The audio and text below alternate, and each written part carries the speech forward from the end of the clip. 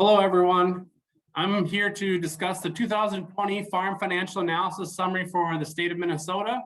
My name is Tjosaas. I'm an instructor at Northland Community and Technical College based out of Moorhead. I also serve as the Minnesota State Northern Database Lead and am the editor of the State Executive Summary. Just a quick summary of our program. We have over 68 instructors at 8 different participating colleges and work with right around 3,000 farms in the Minnesota database provided in working with the Center for Farm Financial Management. And here in this slide, you can see the actual 8 colleges that we have programs with. If you want more information after this presentation, we house all of our state data at our Center for Excellence in the north at AgCentric, and in the Southern Minnesota Center, the Center for Agriculture. And then we also, the data can be found and researched through some of this down to the county level or even deeper on the FinBin database supported by the Center for Farm Financial Management. Today, I want to kind of talk about our state executive summary. In 2020, there were 2,246 farms. That's up from the 2019 number that submitted at least a minimum of a whole farm analysis for completion into the database. Of these 2,246 farms, the average farm spent just under $1 million in their local communities. And you can see the breakdown here on that front page in the pie chart of what was purchases, family living and taxes, direct expenses related to crop or livestock, fuel and repairs, other miscellaneous farm expenses, and interest expenses on the farm or additional leases on the farm.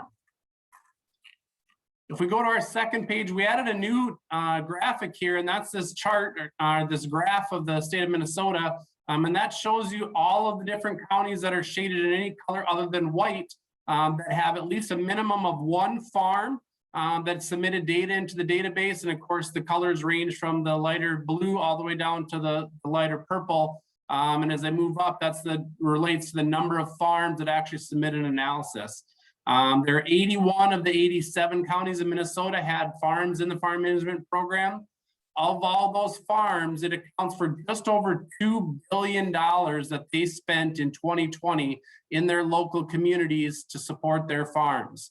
And of course, the majority of that is spent on the local level, businesses, cooperatives, as well as purchasing things like fuel, buying repairs, buying livestock feed, those kind of things.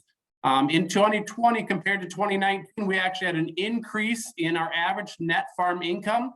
Our average net farm income was just over $172,000, primarily due to higher yields, improved crop and livestock prices for the bulk of the year. Obviously, there's some individual differences there, and improvements from a variety of governmental programs.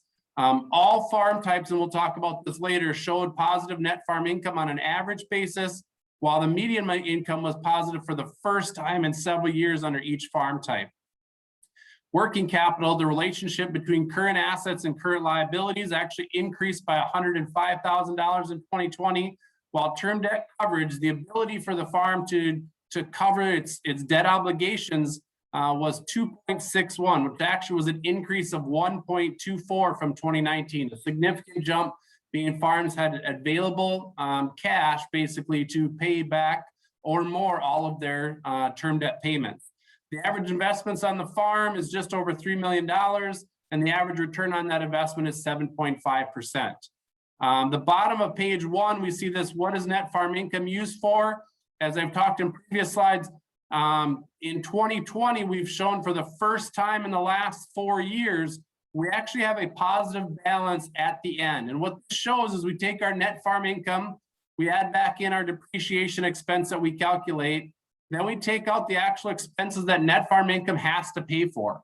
So family living, we got Social Security and income taxes, we got health and medical expenses, we've got farms supplementing their retirement accounts, and then principal payments on the farm. So we take the interest is included in net farm income, but the actual principal payments are a separate number.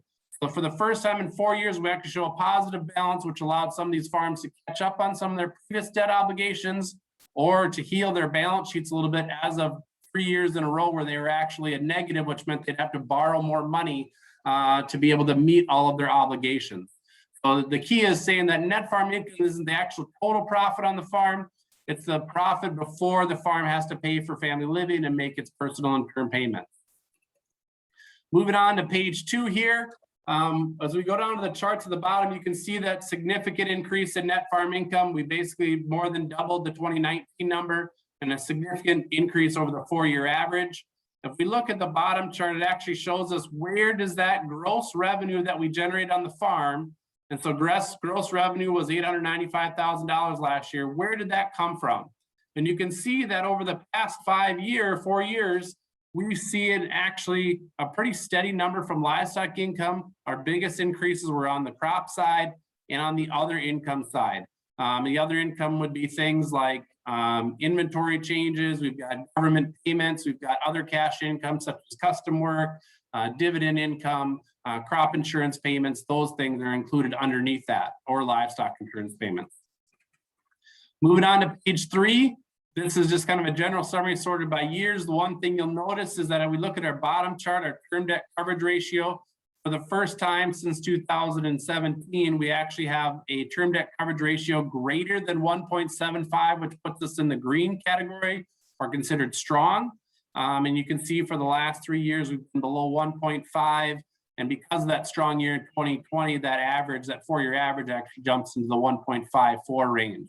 We also looked at working capital as a percentage of gross revenue, these yellow bars in the middle here at just over 30%. Obviously, the strength of Dr. Cole, one of the economists that we follow in the farm management program, always talks about having about 33%. So we're still getting to a point where we've got adequate working capital to have on hand, but obviously this year helped heal some of those things. But we have been okay the last several years, but really saw a dramatically increase in the last year. If we move on to our page 4, our page 4 kind of shows at the bottom here our 10-year trend. One of the things we talk about with our farms here in the Moorhead site is the operating expense ratio. And so what that takes is if you take operating expense ratio, depreciation expense, interest expense, and net farm income, we actually get 100%. So for every $100 that farm generates on a yearly basis, where does that money get spent? So $71 goes to a fuel, repair, seed, fertilizer, excuse me, livestock feed. $5.80 go to depreciation expenses. $4.40 go to pay interest on the farm. And then the remaining 18.9 is what's returned to net farm income. And we talked about before that gets paid for family living, principal payments, and we have also supplementing our taxes, things like that. And you can also see a return on investment for the first time. We've been above 4% since 2012 at 7.5%. On page 5, we actually break down and we compare that financial summary data by regions of the state, into the northern region, the southern region, and the Red River Valley. And you can see the number of farms that are included in that. And what you can see and notice is that across all 3 different regions, we show a significant improvement in average net farm income and median net farm income. We've got strong working capital. We've got strong current ratio, which is current assets to current liabilities, and we have strong term debt coverage. Excuse me. Just to highlight a little bit of the differences here, you can see the size of the farms in the Red River Valley significantly larger in the number of acres, and that highlights there. So, and one of the things we notice is they also carry a lot more debt. So even though they have a higher working capital number, their working capital to gross income is a little bit less compared to the other regions of state, and their total liabilities is significantly higher. So you can see that net farm income and the median numbers were still stronger, but overall, when we look at percentages, you know, the north and the south were actually stronger on a working capital to gross income basis, just based on size of operations there. On page 6, we will see again, same summary information, but this now we've sorted out by farm types. And as we alluded to it at the beginning, we noticed that across all farm types, we see a positive net farm income on the average and the median basis, which is the first time we've seen that in several years. We see positive rate of return on assets and rate of return on equity. We see some of our strongest numbers, primarily in this crop and beef and 39% ratio, overall crop farms 38%. But term debt coverage, we actually see at dairy at the strongest at a 3.01, and our dairy, our crop and hogs at 2.83. And you can see the breakdown of the number of farms, obviously the number of debt that they have compared to that, and their debt to asset ratio. So we do have some farms, the straight hog or straight beef farms, are carrying a lot more debt than say a single crop hog farm or a dairy farm or a crop farm by itself is.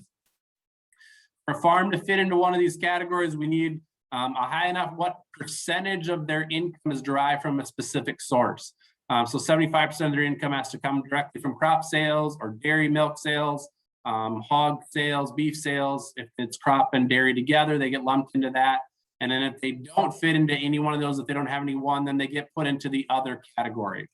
But again, you can see across all boards, we still have strong term debt coverage ratio.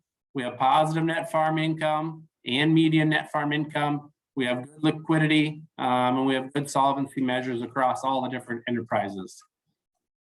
And then our last summary we actually have is the number of years farming. And so we have our less than 10-year or beginning farmers, as we would call them, our mid-career farmers here, and then what we'd call our senior farmers, the ones that are probably towards the end of their farming careers, been farming more than 40 years. And what we see is a couple different ends here. So we see farms at the lower end, our beginning farmers tend to have a better return on assets and equity than the other. And part of that is because they have less assets and they have more equity in the stuff that they have as they're just getting started. You can see they have a stronger working capital to income because they usually generate a little bit less income, even though that number is lower than the others. And then as we get later into their career, we actually see the numbers improve again. We see working capital go up, working capital gross income going up, term debt coverage being better, because now we've gotten to the point in their careers where they've paid off a lot of their debt for their farms and are in a stronger financial situation. So we see these two goalposts, the beginning and ending point, and then the mid-career farms where they're continuing to grow and try to improve their farms. A lot of times we see their financial numbers don't match up as strongly. But across the board, again, still strong working capital to gross numbers. We've still got strong net worth numbers and debt to asset. You can see that continues to creep downward as our years of farming increase. So again, I want to thank everybody for listening to this statewide executive summary. And if you have any questions, feel free to refer to the Ag-Centric site, the Southern Minnesota Center site, or the FinBin database. Thank you.